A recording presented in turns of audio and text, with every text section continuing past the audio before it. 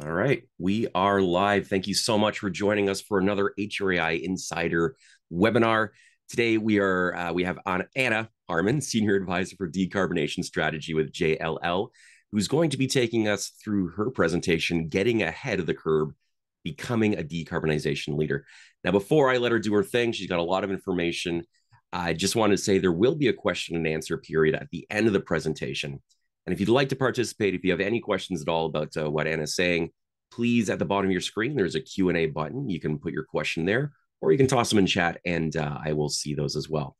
This is being recorded too, so oh, nice to meet you too. We already got a comment. See, everyone's participating.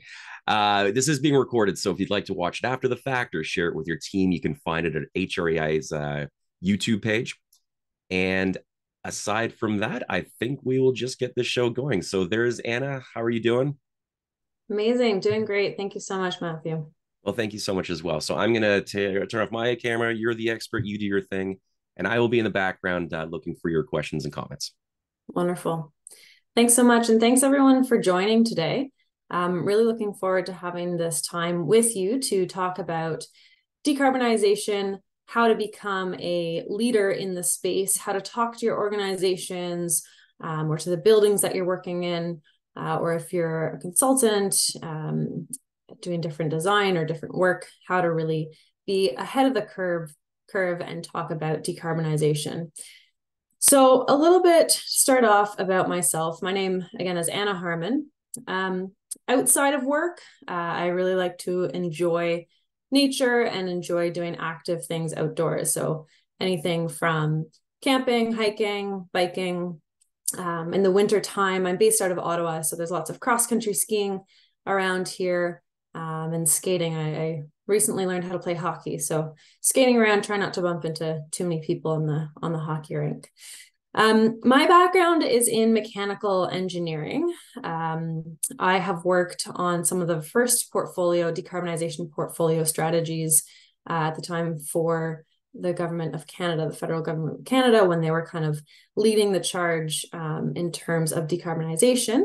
And I'm now at JLL, Jones Lang LaSalle, leading the decarbonization strategy vertical for JLL Canada's energy and sustainability consulting team. A little bit on JLL's commitments and also kind of how it relates to other organizations' commitments. So we have set very aggressive decarbonization targets to reduce our absolute scope 1, 2, and 3 emissions by 51% by 2030 and 95% by 2040. We've also committed to achieving net zero operational carbon emissions across all of our own offices by 2030. So if you take a look at the donut chart on the right-hand side here, this is our baseline emissions. And this is ours, but it's fairly typical of other organizations in the sense that the largest part, over 96% of our emissions, this dark teal, is actually our client emissions. So this is kind of our emissions from buildings that we might manage on behalf of other clients or other clients that we have, because JLL is a global real estate company. So we have a lot of buildings from other clients that are part of our scope 3 emissions. And this is typical of other organizations in the sense that scope 3 makes up a huge proportion of most organizations' emissions. So I wanted to bring this up, share the importance of really kind of looking at both scope 1, 2, and 3 emissions. The other thing that I want to kind of speak on here is that this scope 3, so this client emissions, is really where I focus my time. So I help our clients to decarbonize their buildings, existing clients or new clients. And so because this is such a big portion of our emissions, of JLL's emissions, this is where I focus most of my time on. So we are a global company, which is amazing. We've got 450 energy and sustainability experts across the world. So I'm able to really kind of key in on those different experts. If we have clients with buildings all over the world, I'm able to contact other sustainability experts across the ocean or anywhere else to make sure that we have someone on site, don't have to be flying people around, and also can hone in on any particular sustainability expertise that we have globally.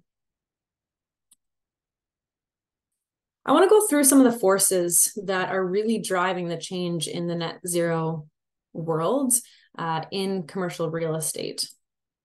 So first off, I want to talk about stakeholders. So whether those stakeholders are customers, tenants, capital investors, shareholders, occupiers, or employees, all of these stakeholders have the need for buildings that meet business targets, that are buildings that are sustainable. And these targets often are around sustainability. They are around decarbonization.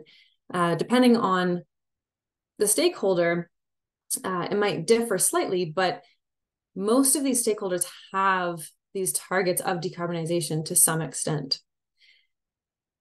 The second piece here is risk. And there's a lot of different types of risk. So first of all, physical risk due to climate change. We know that there's a lot of increasing risk due to climate change, all of these natural disasters that are happening, and we need to assess that. We need to be making changes to our buildings to address that physical risk.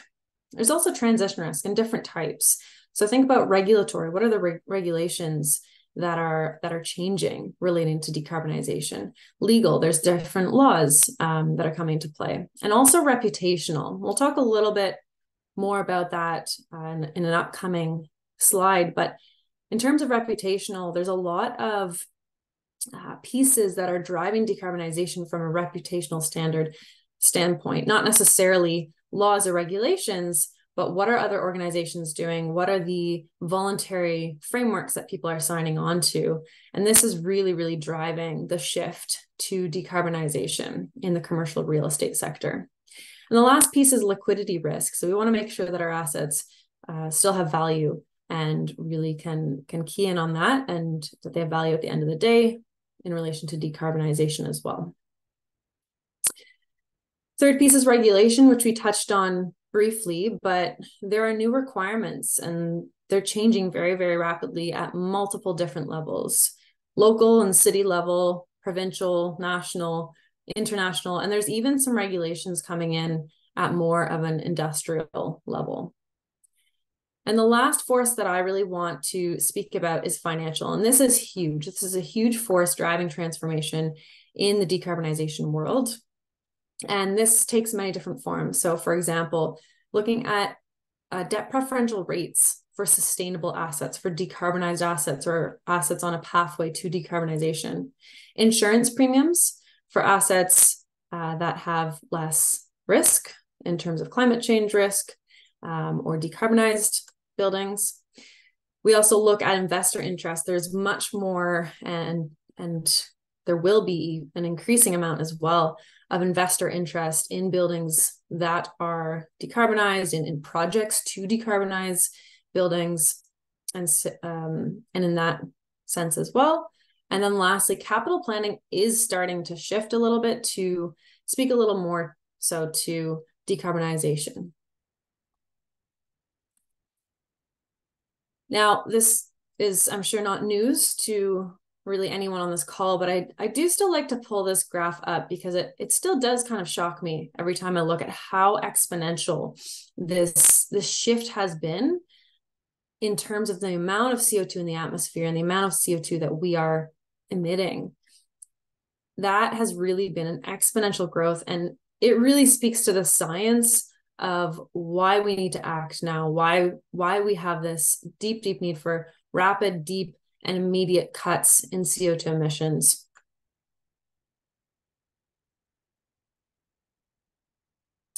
We talked a little bit about reputational risk, and this speaks a little bit more to that. So this graph here is the number of companies that have signed on to the Science Based Targets Initiative, or SBTI. For anyone that doesn't know SBTI, this is a very well accepted, globally accepted voluntary framework for decarbonizing and how to kind of set those targets and how to measure decarbonization. You can see how exponential this is of companies voluntarily signing on to this, and it has 6x'd from just the 2 years prior. Now, this really acts as a driver and as a force, because as corporations turn their commitments into action, not only do you have the fact that corporations are having to do this for their own buildings, but they're also assessing, what are they leasing? What kind of buildings are we investing in to make sure that we're aligned with these targets that we have set for ourselves? Another critical piece is the valuation of decarbonization. What value does decarbonization or a decarbonized asset actually bring compared to a non-decarbonized asset or a non-sustainable asset as well? Now, at JLL, we actually have an entire team that is dedicated to valuations. They are working hard to try to put a value and put an actual number to the value of decarbonization. We don't really have enough data yet in the industry to put a price tag directly to decarbonization, because obviously there are other factors, but the trend is clear, and that trend is that there is an increasing amount of opportunity and an increase in building value when we are decarbonizing buildings, when we have at least a path forward to decarbonization, or if we've actually managed to retrofit a building to be net zero. And on the other side of that, there's increasing risk in stranded assets, or assets that aren't worth as much or can't really be sold, or just they have this brown discount. Essentially, you're devaluing a building because it's not decarbonized, because it's emitting a lot of CO2, and because it's not on a path forward to really contribute to other companies, other organizations' decarbonization targets. And these value drivers are reducing carbon emissions. They're not just carbon, but they're reducing waste and water. They're lowering operating costs. They're improving occupancy rates. You've got increased tenant satisfaction. You've got reduced financing costs. We talked about how we got preferential rates for financing, and you've got reduced risk and increased resilience. So there's a lot of pieces here and a lot of trends in decarbonization. I think it's really important as well to talk about shared values and goals. So our team works with both investors, owners, and the occupier side. And a lot of what I see is that both sides typically have shared values, and these are to reduce carbon emissions, to reduce waste, to lower operating costs, for example. So it's really, really critical that we actually ensure that these two sides are working together, that we're starting these conversations, because both sides, in essence, need each other to achieve their decarbonization goals. Both sides need data. They need cooperation. They need, when replacement of equipment is needed, we need everyone to be on the same page. And there's actually not as much disconnect as some people may think in these two sides and in other partnerships. So it's important to make sure that both are working together, that it's communicated what's actually the goals on both sides, and figure out a way to work together to be able to achieve both sides' goals.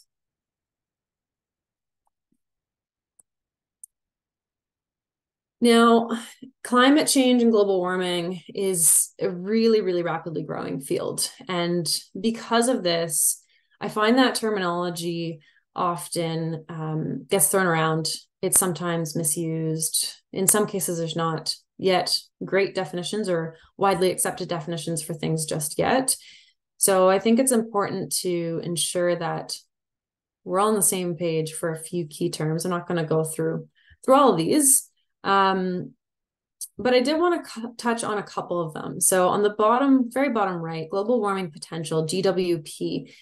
Essentially, this is how harmful a greenhouse gas is. So in scientific terms, it's the heat absorbed by any greenhouse gas in the atmosphere as a multiple of the heat that would be absorbed by the same mass of carbon dioxide. So CO2, carbon dioxide, has a GWP of 1 because it is the comparison.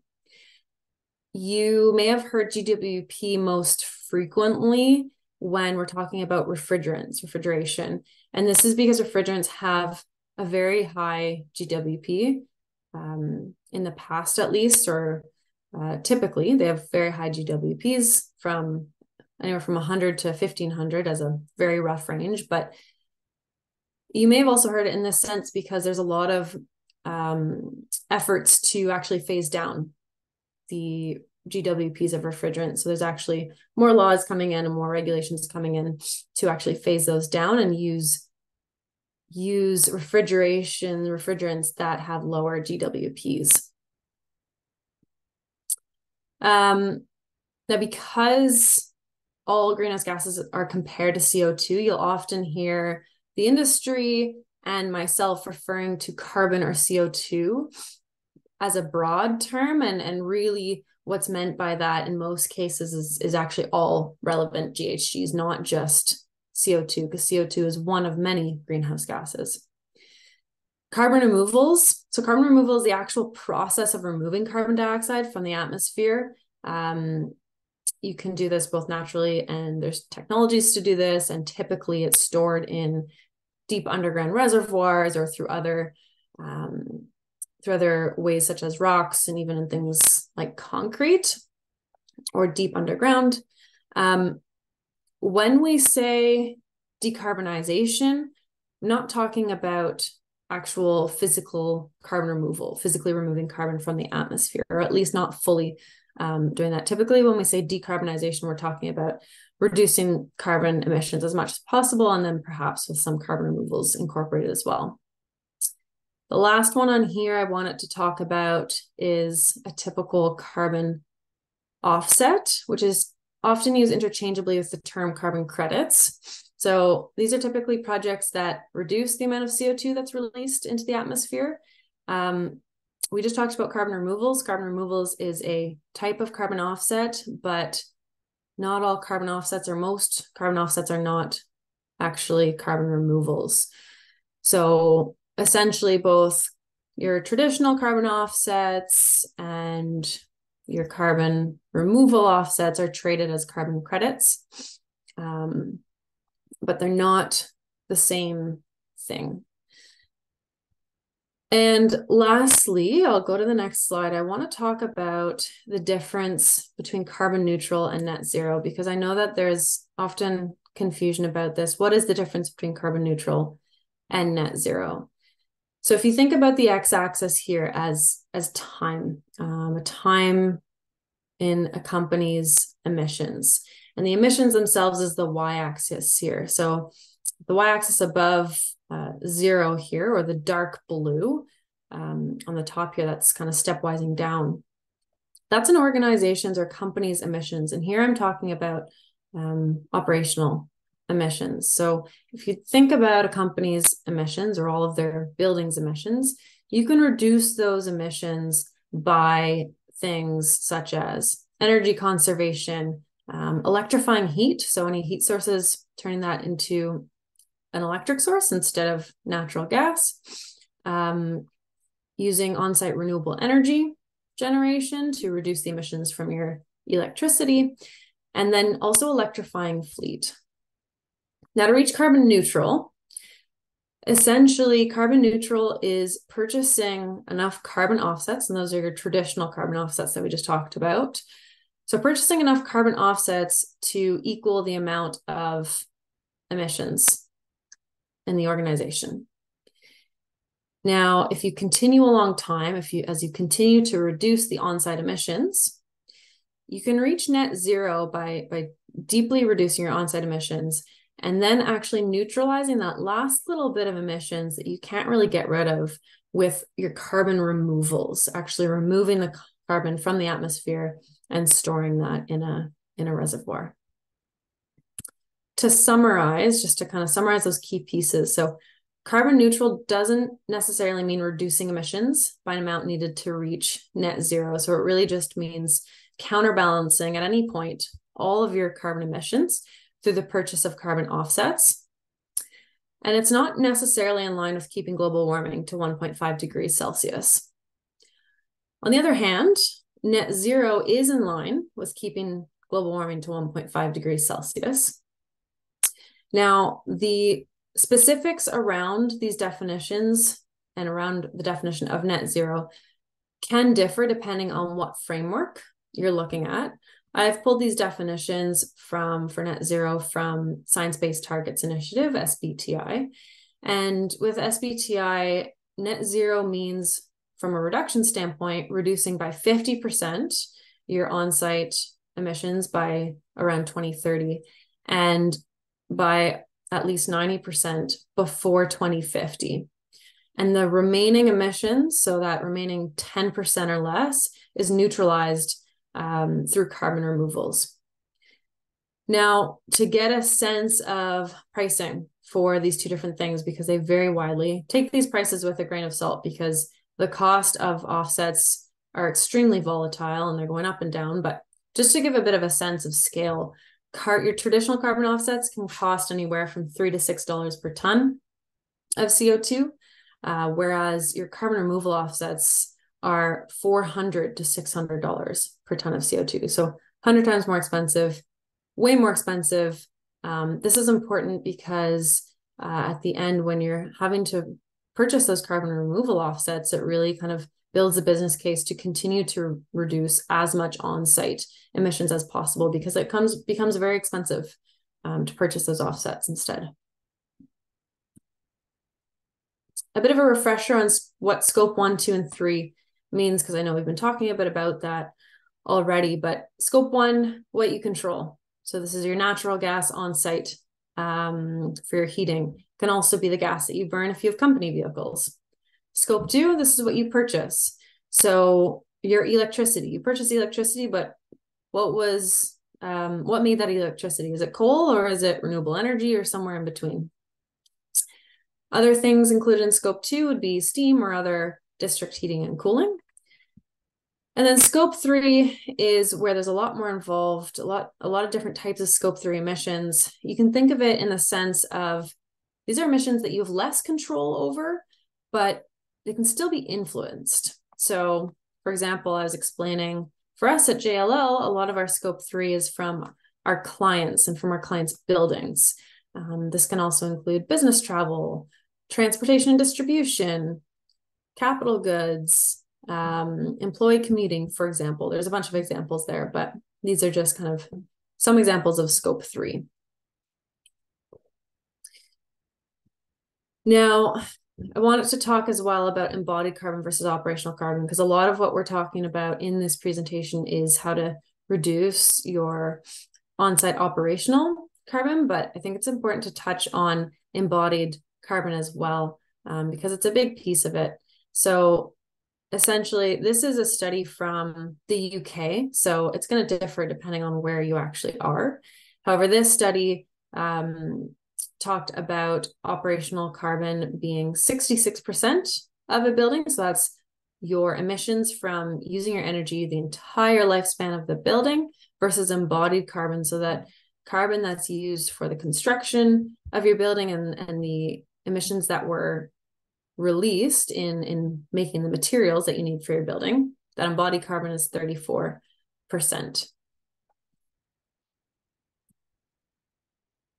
GWP, global warming potential, we touched on this as well. Just wanted to bring up a few examples of different greenhouse gases that are fairly typical in buildings, and kind of what that scale is, what those ranges are in global warming potential. So if you start at the bottom here, carbon dioxide, that's the reference case. That's a GWP of 1. This is from fossil fuel use. Also can see a lot of CO2 from cement production. Moving upwards with a GWP of 25, you've got methane, also for production and transportation of coal, natural gas, and oil. There's a few other examples here. Hydrofluorocarbons, HFCs, this is your refrigerants, as well as other pieces, but really mostly we hear about HFCs in terms of refrigeration. And then the top one here, the very high one, is an interesting one. So sulfur hexafluoride, SF6. This is actually used in electric power transmission. So there's a lot of work to be done in different pieces of the building industry to try to find products that emit less emissions, really, and have a lower GWP. Now, this is a study that JLL completed, and just in our transition, we're going to move into decarbonization strategies in a moment here, but just wanted to set the stage showing that at the time of this study, about 96% of commercial real estate owners and occupiers set ambitious publicly stated sustainability goals. Almost 9 out of 10 had set goals that will expire by 2025, however. So kind of in a gap, we've got only 2 to 10 that have a clear sustainability action plan with committed capital to help them achieve those goals. So the key here is action, and there's a big gap today in kind of goals versus actual plans and assigned capital to make our decarbonization targets a reality and move into implementation.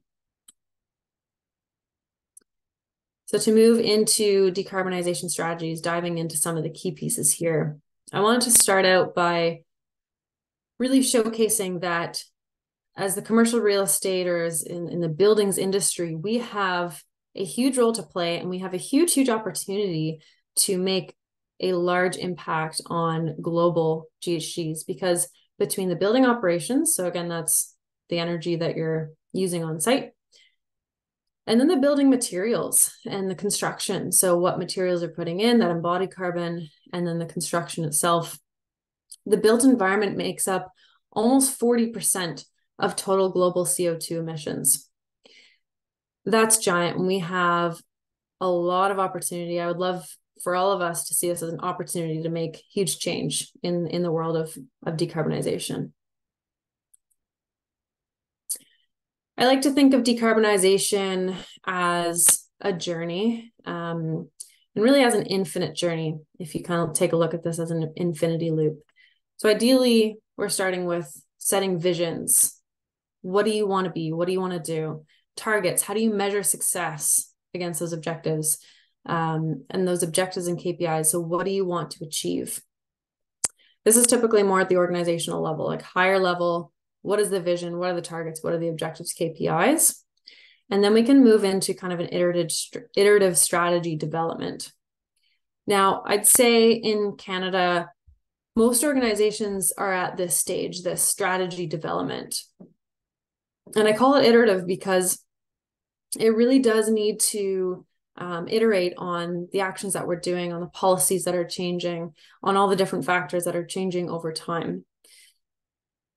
So again, most organizations, I would say, are at the strategy development. Yes, of course, a lot of organizations have actually implemented some different pieces in decarbonization reduction at certain buildings. But in terms of creating a holistic portfolio strategy to be able to better inform and tie in those organizational visions, targets, objectives, KPIs to the actions that we're implementing, I think that's where most people are at this stage. And it's really critical to kind of feed back those actions, that implementation, the measurement and verification, and the continuous improvement back into that strategy to inform kind of how things are going and what's working and what's not. And also to inform and adjust as required those visions, those targets and objectives and KPIs. Now, one of the key pieces that affects decarbonization are emission factors. This is a heat map of Canada and of current emission factors. You can see that we've got some provinces that are much cleaner than others. We've got, for example, Ontario is pretty clean at 28 grams of CO2 per kilowatt of electricity. Quebec's very, very clean at 1.3. And then you've got provinces that are emitting more emissions. Alberta, Nova Scotia, for example. As a comparison, natural gas is around 186 grams per kilowatt hour, which is actually lower than, for example, Alberta's current and Nova Scotia's current emission factors. So what is the actual approach? How do we actually take a stepwise approach to decarbonization?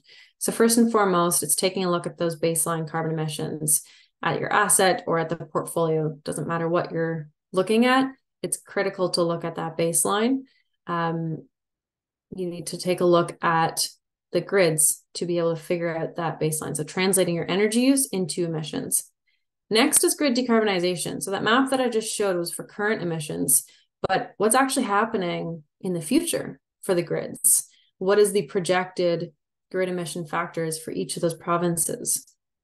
So once we've taken a look at the baseline and then how projected emission factors for electricity is going to affect that portfolio, those buildings, then we can start taking a look at operational changes and energy efficiency. So these are your traditional energy efficiency measures. We want to make sure that we're getting the building as energy efficient as possible, always. That's always going to be number one. After we've taken a look at that, we can take a look at larger capital improvements. So this is the stage that you would be looking at you'd be looking at envelope improvements, for example. Now, I wouldn't say that it's the norm by any means to actually quantify embodied carbon at this stage for your materials that you're putting into the building. But I would say that this is the point or the type of retrofit that there's actually a quantifiable and a more significant amount of embodied carbon, because think about window replacements or putting a whole new cladding and increasing your insulation or other envelope upgrades. You're introducing a lot more material to your building. And because of that, you have an embodied carbon associated with that large amount of material. So I wouldn't say it's the norm to actually quantify that in these kinds of strategies yet, but it is kind of the type of the point within this decarbonization where it could be considered. After that, we take a look at electrification and fuel switching. So switching your fuels for your heating normally to a greener fuel source. And paired with that, the next steps are kind of on-site renewables and off-site renewables. Sometimes you can electrify just to the grid and it's already a clean grid. But often, in some cases, you might not be able to do that. It might be a dirty grid still, so you need to look at on-site and off-site renewables. And what we're left with is really what you need to offset. So all of those reduction pieces is your actual carbon footprint reduction, and what you're left with is your offsets.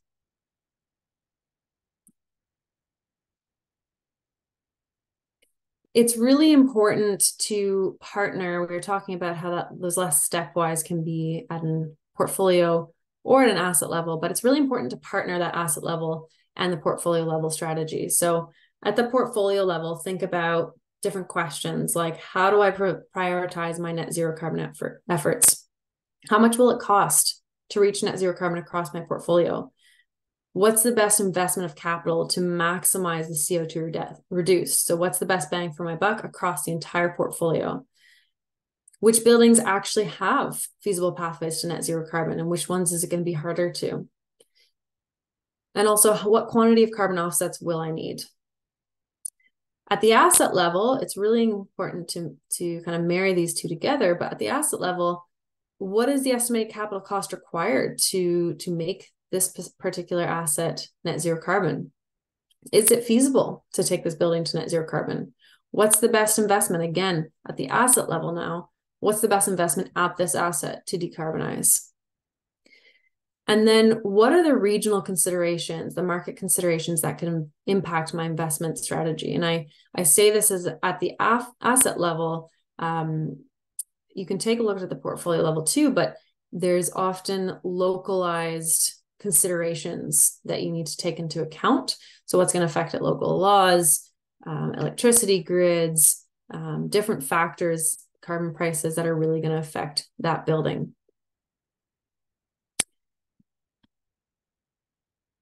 Now, on top of the challenges of decarbonization, there's a lot of other strategic considerations that are really critical to think about in decarbonizing. So I'll go through these kind of one by one, starting at the top left. What are the internal goals and targets? So what are your decarbonization targets? We talked about prioritization of capital. So what's the best bang for your buck? The role of buildings is changing. Think about electric vehicles is changing, and the charging stations is changing the role of buildings on top of all the complexities of decarbonization. What technologies are available today to decarbonize versus what's maybe up and coming that might be available in the future? Capital planning. So bottom left here, capital planning is often in the past based on replacement of equipment at end of life with maybe a touch on energy efficiency, but this is not really aligned with deep decarbonization. So we need to shift this and make sure that capital planning is actually aligned with deep decarbonization instead of just like for like replacements. Capacity building. Do you have the capacity, boots on ground, to actually implement some of these projects and the expertise to kind of run things forward and ensure things are running from a decarbonization standpoint? If not, well, who are the strategic partners that you need to engage with? Politicize and localize carbon markets. This is getting a little better over time, but really the carbon market is politicized. It is localized. There aren't set laws, regulations really showing us how to do things. So this is a continuous struggle and consideration. And then factors like emissions, their projections, and carbon costs are continuously changing. To wrap things up before I go through a quick example portfolio, I wanted to kind of run through this question of operationalizing the net zero journey and really how to embed decarbonization into your organizations, into your buildings. So starting on the left-hand side here, this is the piece of those setting those visions, those objectives and KPIs and targets, and as well as completing some of these pieces on the outside of this circle to really set a foundational net zero program. And this really is critical before taking leaps into a decarbonization strategy, because without this foundational level, you don't have a clear pathway or clear targets as to why you're doing things or how to make decisions at the portfolio and at the building level. So moving then onto the right-hand side, we've got your decarbonization strategy, where you're actually aligning this with your enterprise net zero vision. You're analyzing pathways, you're selecting actions, you're actually implementing those things, and you're measuring and verifying how things are going. It's also important to really link that decarbonization strategy with a complementary data and technology strategy, because without this, we can't really evaluate how things are going and see live and kind of see what's actually happening at the portfolio level, at the building level. So this also needs to be aligned with enterprise data governance plan. It needs to develop a concrete data acquisition and analysis approach that's not just focused on energy efficiency, but focused on decarbonization. And also need to take a look then at developing some sort of dashboard or some way to see all of the results, see how things are changing, analyze how projects are going, how different laws and how different factors like carbon prices are coming in and affecting your decarbonization process, your decarbonization journey. So to go through a quick example portfolio, just to kind of get all of what we talked about into a more concrete example of thinking. Think about a portfolio of buildings across Canada. Say there's a decarbonization goal by 2040, net zero by 2040. And we can consider these building types as retail, different types of retail buildings. So if we take a look at that, first and foremost, as we said, was figuring out the baseline. So this is actually mapped out of the tons of CO2 for all the different buildings, and it's split out by electricity and natural gas. So the natural gas is in the purple, the top pieces of the bars, and the electricity is the bottom pieces. So We'll come back to this graph in a minute here. But this is the first thing. Where do all the buildings sit? Both on an individual level, but then compared to the rest of the portfolio. Now, I talked about emission factors being really important. This is actually a map of past, current, and projected emission factors for those 5 provinces that we were looking at. So you can see Alberta is definitely the highest here in terms of the 5 provinces. It's also coming down the most. So there's extreme decrease in the emission factors, at least what's projected, and what's already happened too, in terms of emissions in Alberta. And then an interesting one as well is below that, the green, the Ontario. Ontario's emissions for electricity is actually going up with some decommissioning of nuclear or some nuclear plants. And so we're actually seeing an increase and then hopefully a decrease again. Before diving into kind of individual solutions, it's really, really critical to think about all the other regulatory considerations that will affect a portfolio and asset level strategy. So think about incentives, funding, planning, zoning, permits, different kind of pieces in terms of incentives that'll affect your strategy. Accelerators, regulatory instruments. So think about penalties and fines, or even just benchmarking, building codes, design requirements. And then lastly, market-based instruments. So this is thinking about carbon pricing or carbon tax or carbon trading mechanisms, green leasing and funding programs. And all of this combined, we kind of move into an area of thinking about impact beyond carbon. So not only thinking solely about the carbon, but what else is affecting it and what else does our decarbonization strategy affect? Just briefly, we talked about the carbon federal tax backstop program. So we've got a tax in Canada. 2023, it's at $65 per ton. 2030, it's projected to be more than double, almost triple what it is currently. And it's only projected to 2030 right now, but it is expected, likely, that it will continue to increase. But right now, the government's only projected it to 2030. And these are the critical questions to ask yourself when taking a look at kind of the portfolio that I showed you, but any portfolio, any buildings that you're looking at. So one, what are some portfolio level strategies that you could suggest based on the information provided? And number one, always, like what's common across the portfolio? Always need to look at how much energy is being used as well at the buildings. How can you bring all the buildings to the most efficient buildings? And data. This is a common piece across the portfolio. Data is always critical. It's hard to get data. And so developing that data strategy, you can't measure, you can't determine where you're at or how you're doing without a data set and without a data process that speaks true to decarbonization. And then what are some unique asset considerations? What are some critical aspects to consider at the asset level? And I'll get into that in the next slide. And then what are some broader challenges experienced at the portfolio or asset level? So, for example, access to tenant data in light industrial or retail, reduced occupancy in offices, for example. There's a lot of different broader challenges that affect decarbonization as well.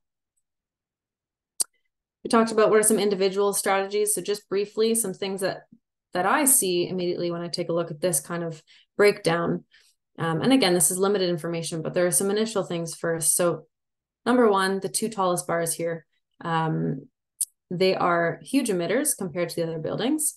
So they need to be a key focus. How can you reduce carbon at those buildings? Because even if you make all the other buildings net zero, you're still going to have a lot of remaining emissions if you can't significantly reduce those 2 large emitters. So why are they emitting a lot? Is it because they're just way bigger, or perhaps there's a different reason? And that leads to my second point of, if you take a look at the 3 dotted circles in comparison, electricity, natural gas breakdown, you've got way more of your emissions coming from electricity than natural gas. So to me, this means they're probably in a grid that is dirtier, like Alberta. So what can you do in that situation? Likely need to look at renewables to really reduce those emissions. And then the last piece in here, the two solid circles. So those have a much higher percentage of their emissions coming from natural gas than electricity. So two possible things. One, they're using a ton of natural gas compared to electricity, or they just have a really high amount of natural gas, so that's possible. But they also probably are in a location which has a cleaner electricity grid. So a key strategy for those buildings would for sure be to switch to electric heating, get off that natural gas, get to the cleaner electricity, so you can really reduce those emissions there. Bringing this slide back up, I've just put kind of a few examples under each of the different tiers of types of measures that we can look at, that we have looked at this kind of portfolio. So again, baseline number 1, grid decarbonization 2, and then operational changes. So lighting, advanced lighting controls, building envelope repairs. That's not upgrades, but repairs, smart thermostats, retro commissioning, smart submetering. And then at your capital improvements, we're looking at window and door upgrades, roof and wall insulation improvements, and then where electrification might not make sense, replacing equipment with higher efficiency equipment when it end of life. And then that leads to electrification. So that's a huge, huge strategy for a lot of locations. Air source heat pumps, maybe looking at ground source heat pumps, not likely at a retail case, but looking at different types of heat pumps. And then pairing that with on-site renewables, solar PV, especially where the electricity grids are dirtier. I want to finish off with some key takeaways. Number 1, it's really, really critical. I urge everyone to approach decarbonization from both the enterprise and the enterprise level, the portfolio level, and the building level. So take a look at the assets individually, but make sure kind of looking at portfolio level considerations. 2, buildings have a critical role in global decarbonization efforts. Almost 40% of emissions globally from buildings. We have a lot of impact that we can make here. 3, policy and regulation are lagging behind the science. Let's not wait for regulation and policies to advance. Let's make changes now.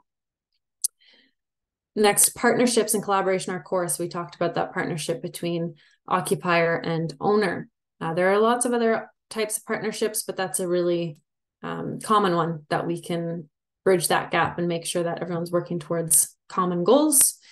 Data collection, always number 1, and data management is absolutely critical. Most organizations still struggle a lot with this because it's very difficult, but that needs to be a utmost priority. And think beyond carbon. Carbon affects a lot of other things, and there are a lot of other things that impact carbon. So think beyond it. What else do we need to think about? I'll leave you with 2 kind of statements here. One is our role in the commercial real estate industry. Really, from my standpoint, is to embed decarbonization into our buildings, into our projects, and into our organizations.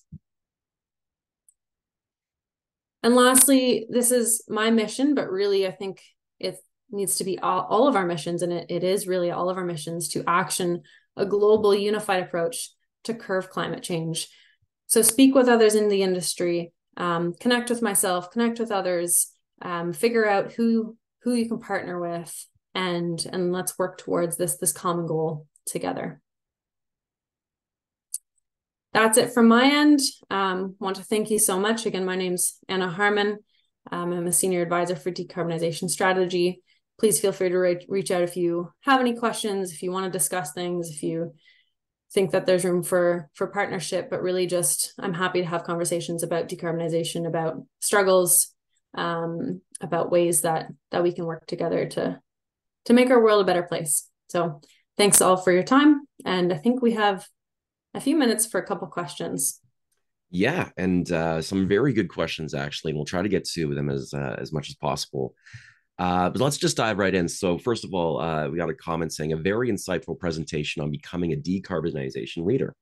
Are there any sort of training and certification programs, excuse me, and certification programs available for building owners and facility managers to assist with decarbonization strategies and staying ahead of the curve?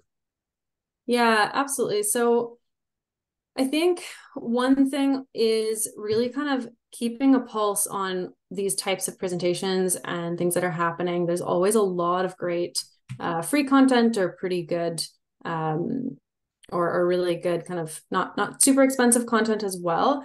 I would make sure to keep up to date on what's happening in the industry, because that's really first and foremost kind of what is needed generally, because this industry is changing so much. So there is different training, and maybe I can't remember the names, but there's a couple things that I've been made aware of in terms of decarbonization training that I don't know personally, but I haven't done personally, but I think there's some good resources out there. Maybe Matthew, I can send them to you as well to send out to the group. Sure. But beyond that, and from my standpoint, the most important is to stay up to date, try to add people onto LinkedIn so your feeds are really talking about decarbonization. You're figuring out what's happening in the industry and listening to different content that you can find, because there's a lot of good content out there. Yeah. Great. Including this presentation. Another one, and this is a big one, so my reading skills are going to be put to the test. As a consulting engineer for my projects, I've been reviewing EPD, environmental product declarations, for assessment of embodied carbon emissions for mechanical systems vendors. Many international large vendors do provide such declaration reports. However, my challenge lies in working with local project location vendors, manufacturers that can easily provide me what I need for, but they don't have EPD in place. In such instances, the engineer has a choice to either go with an international vendor that could provide EPD versus a local one. However, which is the right path? A local vendor emissions would be far less than international vendors, transportation, CO2, etc. Would love to learn your take on this matter.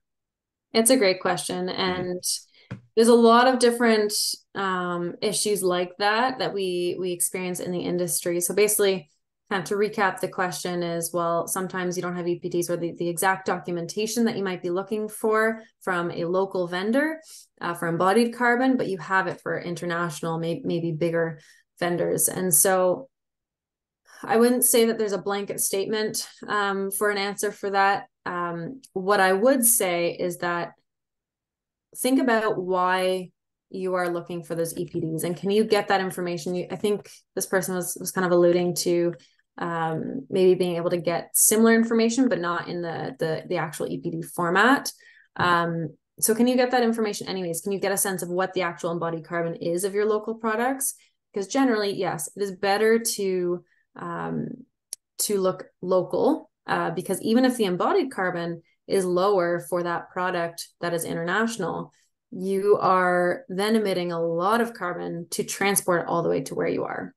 So ideally, you're looking local, but there are some cases that maybe there is a strict rule based on different certifications or different pieces that you're trying to follow as well for a building that actually require EPD. And so I would say look at your considerations. This is also where people that are developing certifications struggle and are trying to bridge that gap, because you don't want to run into a situation like this where you're choosing the not as good solution because of strict requirements. So work with kind of the providers, the vendors. Hopefully we will have more and more local providers that are going to be able to produce those EPDs and similar kind of documentation. And then also, if you find out maybe that there is a certain requirement for that EPD, maybe work with that certification or work with that body to figure out if there is any leniency. Thank you, Anna. Yeah. Great. Two more questions. Assuming we have a greenish grid like Ontario, Quebec, Manitoba, or BC, do you think carbon offsets should be still considered, or is fuel switching and conservation the recommended path? Yeah. So from my perspective, carbon offsets need to be looked at as at the end of your solution. So first and foremost is to reduce on-site emissions as much as possible. And that includes fuel switching or basically any other decarbonization measure, your energy conservation measures, your larger capital improvements, improving your insulation. And yes, that fuel switching. I would say that for sure you should be prioritizing that fuel switching on site for a certain number, for many reasons. One, you're actually reducing your carbon footprint then of your on-site, which is important for actual carbon emission reductions, which is in alignment with different frameworks that requires you to actually reduce that on-site before you purchase offsets. And also from a cost perspective, because you've got carbon taxes if you're not reducing your on-site emissions, but you're just purchasing offsets, you've got carbon taxes, and the offsets are becoming quite expensive as well, and especially those carbon removal offsets. So carbon offsets will always be part of the strategy. You're not going to get most buildings to actual on-site zero, but it's really critical to first and foremost reduce as much as possible on-site, and then figure out what that offsetting strategy is, which I didn't really talk about today, but typically that offsetting strategy makes most sense as well to look at from a portfolio level too, because there's different synergies that you can find, and that offsetting strategy is normally also, or the offsetting targets and the net zero targets are often on a portfolio level anyways, not on a every single building aspect. Thank you. This is a really good question, and hopefully we have some time to get to it. But what tools would help in identifying opportunities at the building portfolio level? Specific tools. I don't know if I can think of specific tools that really kind of hit on that. There's a lot of tools out there that help you. So there's a lot of tools out there that help you kind of identify different measures, or at least lay out the different measures. And I would say that there's more tools out there to help you prioritize measures at buildings, and that kind of, you can take a look at all measures together, and then you can kind of pair them together, find measures that are similar, try to phase them properly. In terms of actually identifying tools, so what we actually do at a building level is we do carbon audits. So they're kind of similar to an ASHRAI level 2 audit, and you still go to site, you take a look at the site specifics and figure out what strategies are needed for decarbonization. The reason that I say ASHRAI level 2 level is because we're looking for decarbonization, not just energy. But yeah, so I would say like there's not a great one size fits all like tool to actually identify those measures, but there are tools out there. At JLL, we actually have what's called Carbon Pathfinder to help you map out those different measures at the portfolio level or at the building level too, and see how that feeds in, see how that all impacts, toggle between different things, try selecting different things, see how the carbon or the carbon emissions from the electricity, the projections affect it. And from that standpoint, then you can start making actual decisions and portfolio level decisions. So that's where I'd say, from my experience, tools really, really come in handy, is to visualize things to help make decisions, capital planning, and from that standpoint. Perfect. And it's 1 o'clock exactly. So we're going to let you off the hook, but thank you so much for your presentation. A lot of great stuff. Thank you so much. And thanks for the opportunity and for having me here. Sure. Hopefully we can do it again. And Absolutely. thank you everyone for viewing. And again, you can watch this on HRAI's YouTube page. And if you got a webinar of your own, you can be the one on the screen teaching us something. Reach out to us over hrai.ca/events, and we can set something up. But until then, thanks and have a great day. Take care. And thanks so much. Bye-bye.